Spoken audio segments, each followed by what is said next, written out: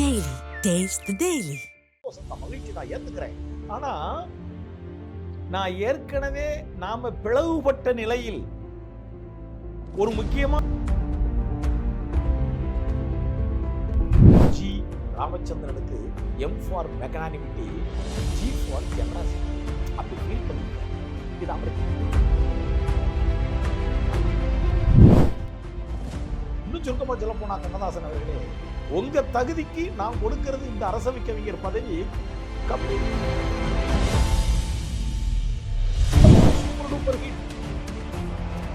அங்கே சிரிப்பவர்கள் சிரிக்கட்டும், அது ஆணவ சிரிப்பு. இப்படி ஒரு பாட்டு. அழகிய தமிழ் மகள் இவள்.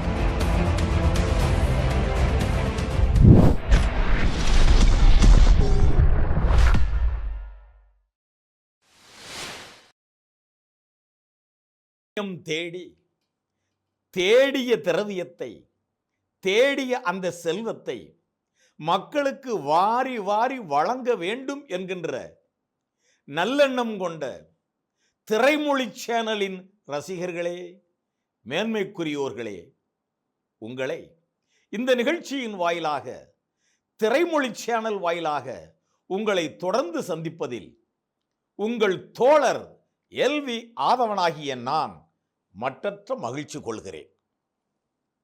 இதுவரை எத்தனையோ தகவல்களை நாம் பெற்றுக்கொண்டே வருகிறோம். இன்று மன நெகிழ்வான, உணர்வின் உச்சத்தை தொடப்போகிற ஒரு அற்புத தகவல். கவியரசர் கண்ணதாசன் அவர்களையும் மக்கள் திலகம் எம்ஜிஆர் அவர்களையும் இணைத்தவாறு எம்ஜிஆர் படங்களுக்கு நாடோடி மன்னன், ராணி சம்யுக்தா, மன்னாதி மன்னன், மதுரை வீரன், மகாதேவி போன்ற படங்களுக்கு அற்புத வசனங்களை எம்ஜிஆருக்காகவே குவித்து கொடுத்த கவியரசர் கண்ணதாசனுக்கும் மக்கள் திலகம் எம்ஜிஆருக்கும் இடைக்காலத்தில் கருத்து வேறுபாடுகள் அதிகம். கருத்து வேறுபாடுகள் என்றால் எம்ஜிஆர் கண்ணதாசன் மீது ஒருபோதும் முரண்பாடான கருத்து கொண்டவரே அல்ல. ஆனால் கவியரசர் கண்ணதாசனுக்கு எம்ஜிஆர் மீது முரண்பாடான கருத்துக்கள் அதிகம் வந்து எம்ஜிஆரும் கண்ணதாசனும் இடைக்காலத்தில் அப்படி தூர விலகி இருக்க வேண்டிய ஒரு காலம் வந்தது. ஆகா, எப்பேற்பட்ட உயரிய கலைஞர்கள், இவர்களுக்கிடையே இப்படிப்பட்ட ஒரு பிரிவு வந்ததால் நமக்கு எவ்வளவு இழப்பு தெரியுமா? அப்படி நாம் ஏங்கி காத்திருக்கையில் ஒரு சம்பவம் நடந்தது. மக்கள் திலகம் எம்ஜிஆர் புரட்சி தலைவர் எம்ஜிஆர் ஆனார். 1977 தனி மெஜாரிட்டி பெற்று முதலமைச்சராக கோலோச்ச ஆரம்பிக்கின்ற நேரம். இப்போ முதலமைச்சர் எம்ஜிஆர் இடைக்காலத்தில் நீண்ட காலமாக தன்னோடு கருத்து பேதம் கொண்ட, தன்னோடு அவ்வளவாக இணக்கமில்லாத கவியரசர் கண்ணதாசனுக்கு ஒரு நாள் திடீரென்று முதலமைச்சர் எம்ஜிஆர் கவியரசர் கண்ணதாசனுக்கு டெலிஃபோனில் வர்றாரு. ஹலோ, மறுமுனையில் கண்ணதாசன்.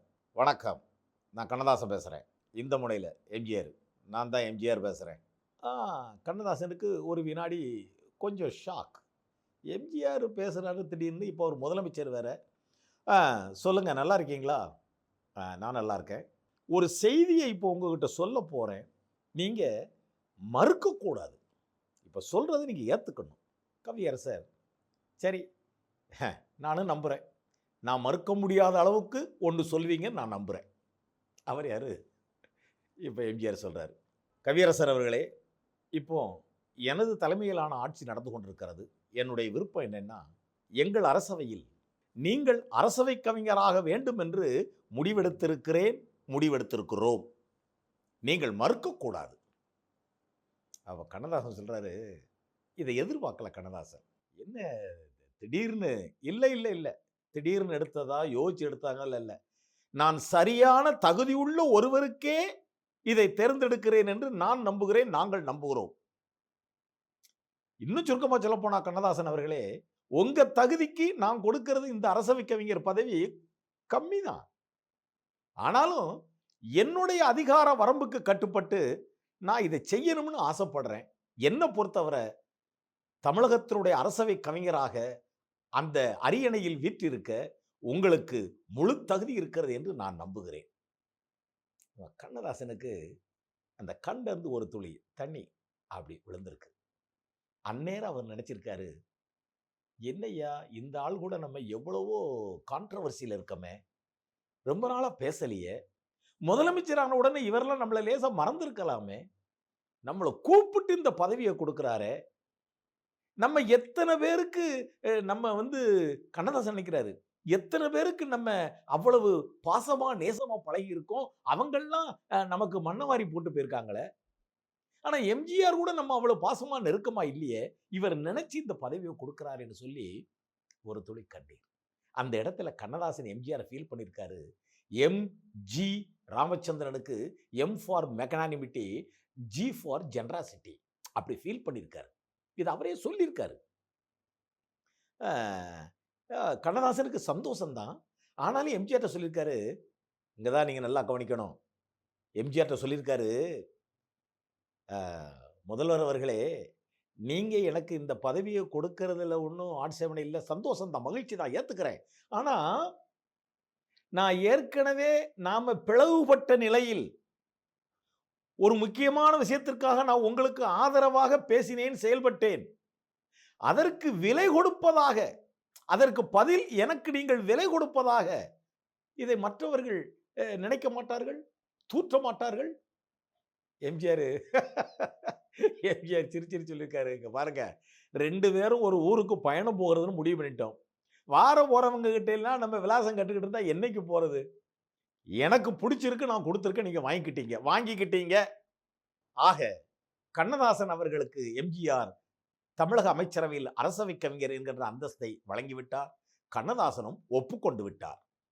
இதற்கு முன்னதாக நீண்ட ஆண்டுகளுக்கு முன்னர் நாமக்கல் வே ராமலிங்கனார் அவர்தான் அரசவை கவிஞராக இருந்தார்.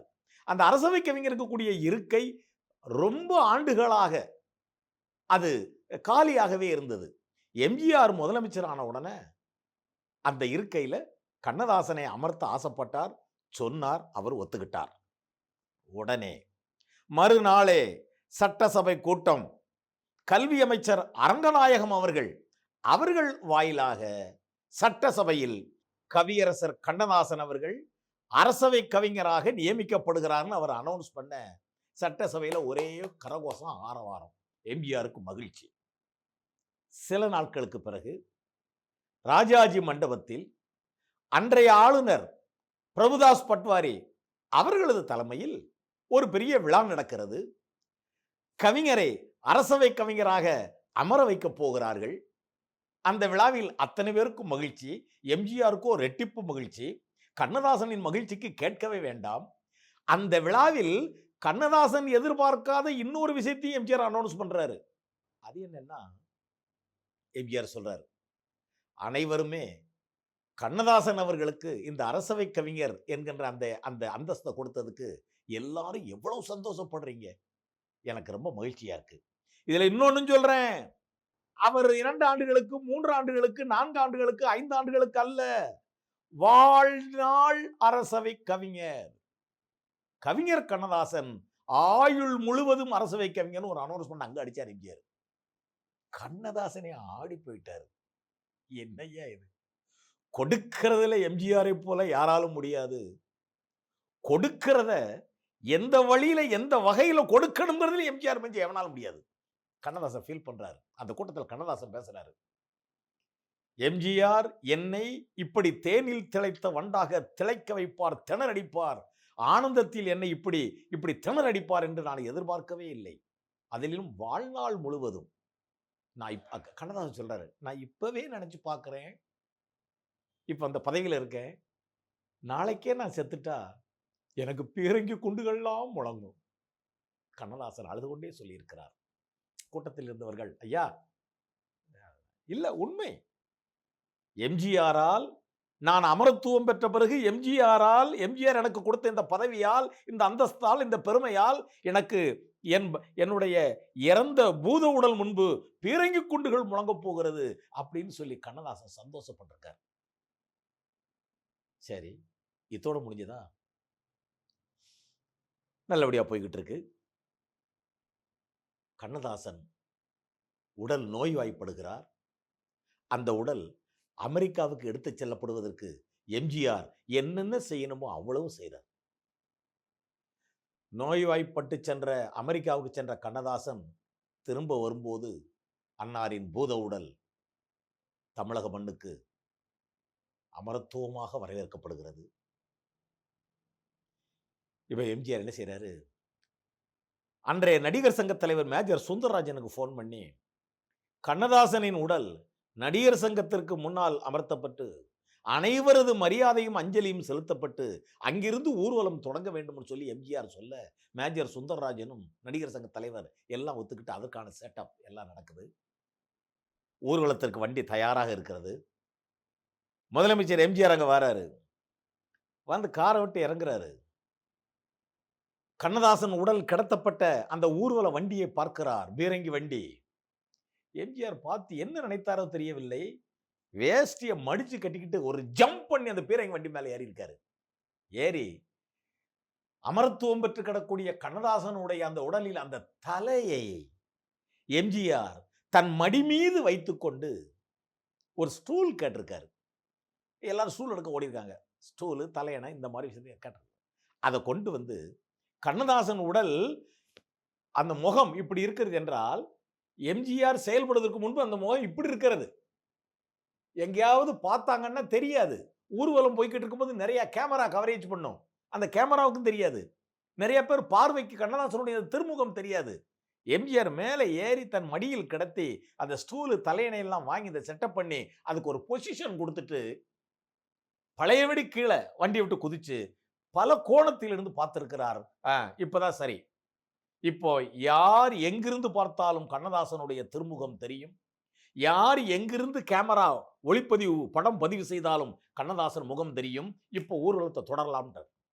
நல்லது செய்ய எம்ஜிஆர் முடிவு பண்ணிட்டாருன்னா அதுக்கு தொடக்கமும் கிடையாது, அதற்கு முடிவும் கிடையாது. ஆதியும் அந்தமும் இல்லாதது யார்? இயற்கை அல்லது இறைவன். எம்ஜிஆர் நல்லது பண்ணணும்னு முடிவு பண்ணிட்டாருன்னா அதுக்கு ஆதியும் கிடையாது, அந்தமும் கிடையாது. அந்த இறுதி மரியாதை மிகவும் நல்லபடியாக அரங்கேறியது. எம்ஜிஆர் தொலைபேசியில் கண்ணதாசனுக்கு உங்களுக்கு அரசவை கவிஞராக நியமிப்பதற்கு நான் ஆணை பிறப்பிக்க போகிறேன், நீங்கள் மறுக்கக்கூடாது என்று சொல்லும் போது கண்ணதாசன் சொன்னார் இல்லையா, சில காலங்களுக்கு முன்பு ராமச்சந்திரன் அவர்களே, எம்ஜிஆர் அவர்களே, உங்களுக்கு ஒரு விஷயத்தில் நான் ஆதரவு காட்டியதால் அதற்கு எம்ஜிஆர் பதில் விலை கொடுக்கிறார் என்று மற்றவர்கள் சொல்ல மாட்டார்களா, தூற்ற மாட்டார்களா கேட்டார் இல்லையா. அது என்ன தெரியுமா? ரிக்ஷாக்காரன் படத்துல, சத்யா மூவிஸ் ரிக்ஷாக்காரன் படத்துல எம்ஜிஆர் கதாநாயகன். அந்த படத்தை பத்தி கொஞ்சம் தெரிஞ்சுக்கோங்க. எம்ஜிஆர் கதாநாயகன், நடிகை மஞ்சுளா அதில் அறிமுக நாயகி. மஞ்சுளா ஏற்கனவே பல படங்கள்ல குழந்தை நட்சத்திரமா வந்திருக்காரு, அறிமுக நாயகி. MS விஸ்வநாதன் இசை, சத்யா மூவிஸ் RM வீரப்பன் தயாரித்திருக்கிறார் வண்ணத்தில்.